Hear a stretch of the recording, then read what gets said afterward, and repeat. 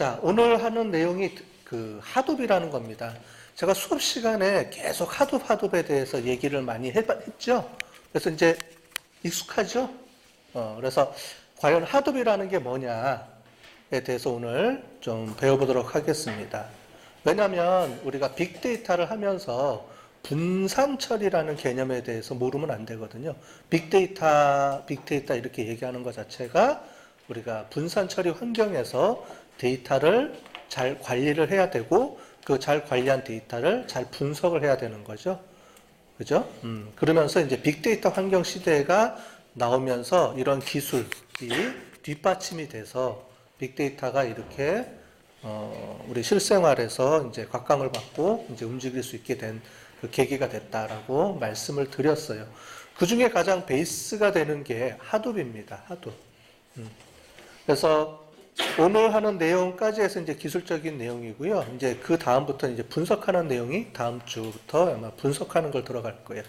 오늘은 이제 어떻게 데이터가 입력되고 처리가 되는지. 우리가 지난 시간에 데이터베이스에 대한 얘기를 했을 겁니다. 그죠? 데이터베이스.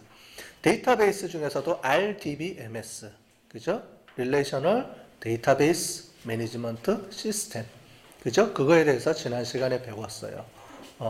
우리가 데이터가 들어오면 과거에는 데이터가 없었냐? 아니죠. 과거에도 데이터가 있었는데 과거에는 데이터를 어떻게 저장을 했어요?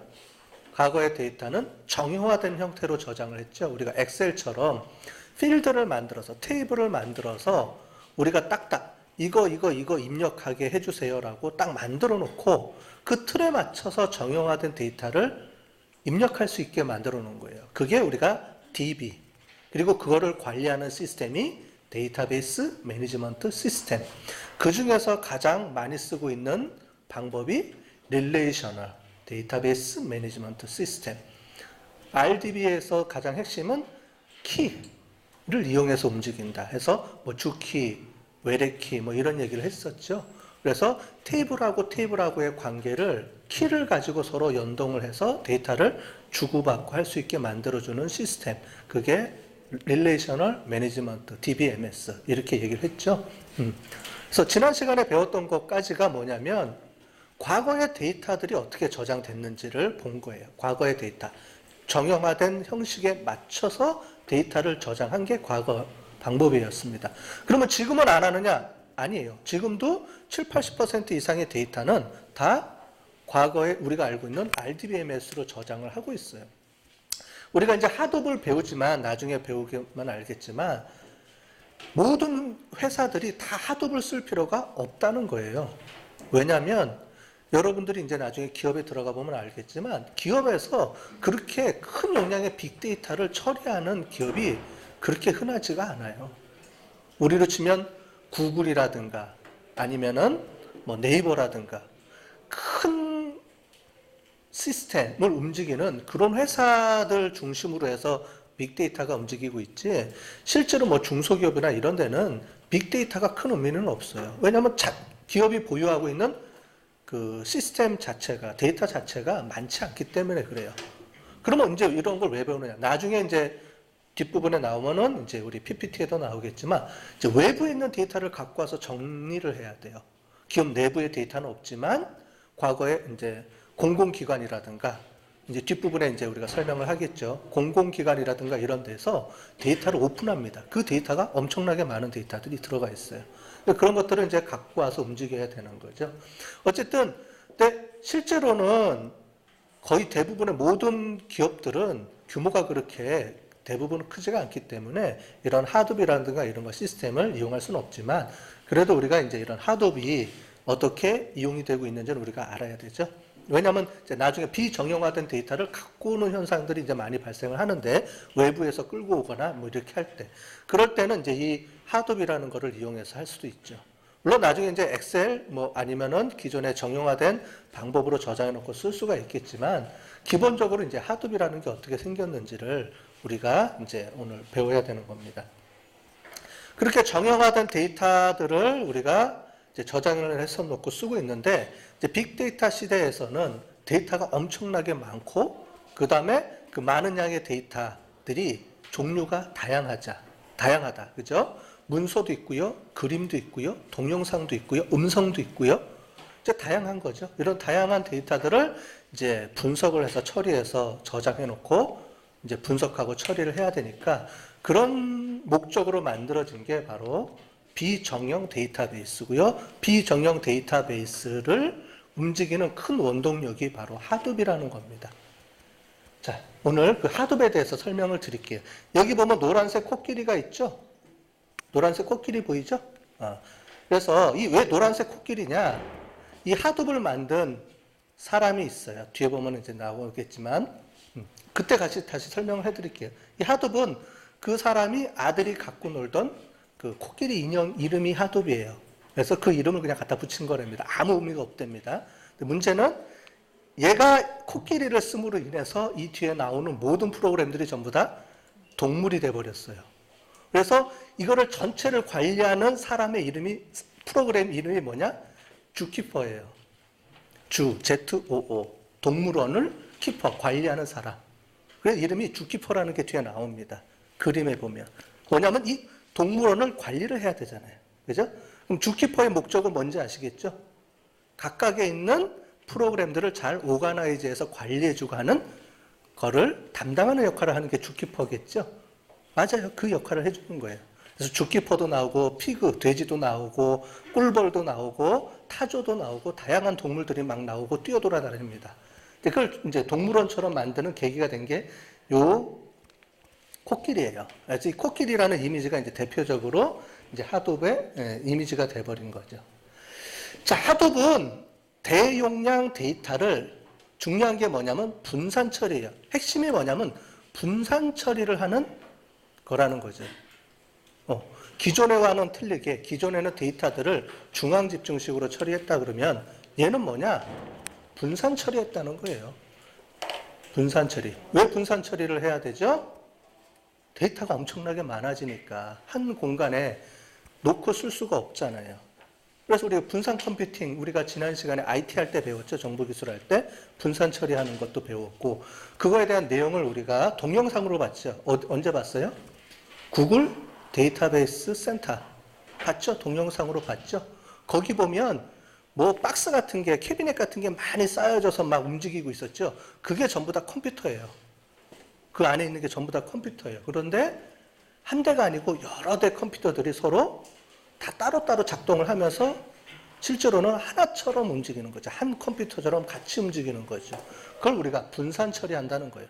왜? 데이터가 너무 많아서 이제 한 군데서 처리할 수 없기 때문에. 왜 그러면은 분산하느냐? 또 한 가지 이유는 빨리 해야 되잖아요. 데이터량이 많은데 실시간으로 처리해야 되는데 그걸 나눠서 처리하기는, 혼자서 하기는 너무 어렵다 그랬죠? 그래서 나눠서 처리할 수 있도록 만들어준 거예요. 그래서 분산 처리는 분산 데이터베이스와 분산 처리 두 가지 관점으로 나눕니다. 그거에 대한 핵심이 바로 여기 나오는 거 밑에 있는 두 가지예요. 그래서 크게 핵심은 뭐냐면 하둡은 분산 처리를 할 수 있게 해주는 자바 기반의 오픈소스 프레임워크라는 거죠. 자, 이 각각의 의미가 있습니다. 뭐냐? 처음에 얘기했던 것처럼 하둡은 대용량 데이터를 처리하는 방법이고요. 두 번째는 그거를 어떻게 처리하느냐? 분산 처리한다. 두 번째 목적이고요. 세 번째, 그걸 하기 위해서 뭘 하느냐? 자바 기반이라는 소프트웨어가 있어요. 우리 자바는 배웠죠? IT 할 때? 프로그래밍. 요즘에 가장 많이 쓰는 프로그래밍 언어가 자바, 객체 지향형 자바 언어라 그랬어요. 모든 개발하는 프로그램은 대부분 다 자바예요, 요즘은. 자바를 모르고서는 몰라요. 모든 프로그래밍의 기반이 다 자바로 이제 쓰기 때문에.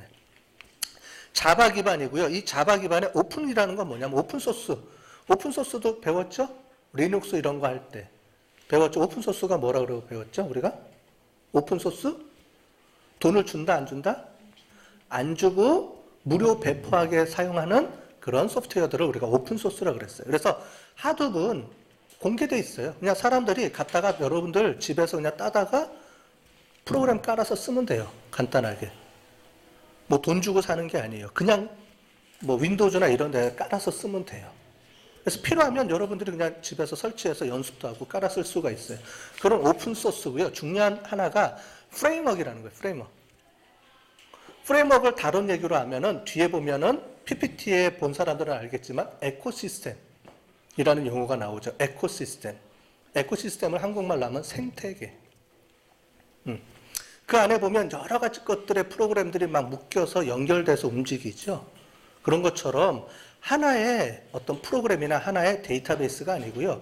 그런 것들이 묶여서 움직이는 하나의 오픈소스 프레임워크라는 거예요. 그걸 우리가 프레임워크라고 부르는 겁니다.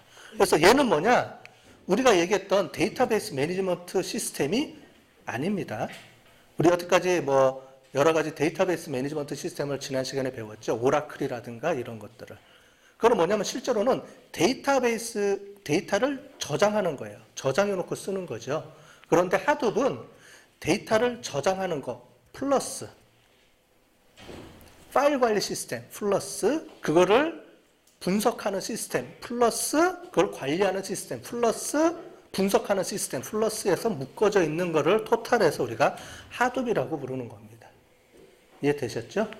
그래서 하둡은 프레임워크예요. 큰 프레임워크, 하나의 프레임워크. 그거를 그러니까 우리가 얘기하는 대용량 데이터베이스 또는 그 비관계형 그런 데이터를 저장 처리하는 모든 것들을 다 통괄하는 하나의 프레임워크 시스템이다라고 보시면 될 것 같아요.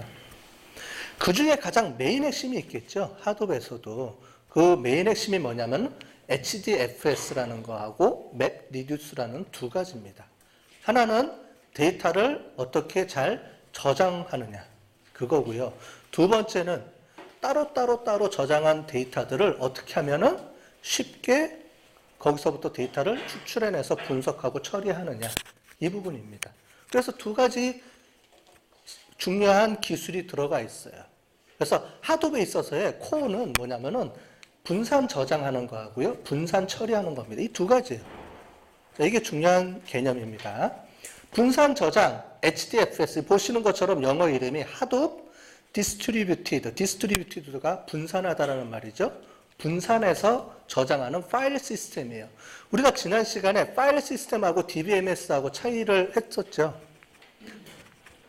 모르세요? 모르면 이제 다시 다음 주 거 한번 지난 주 거 한번 다시 들어보세요.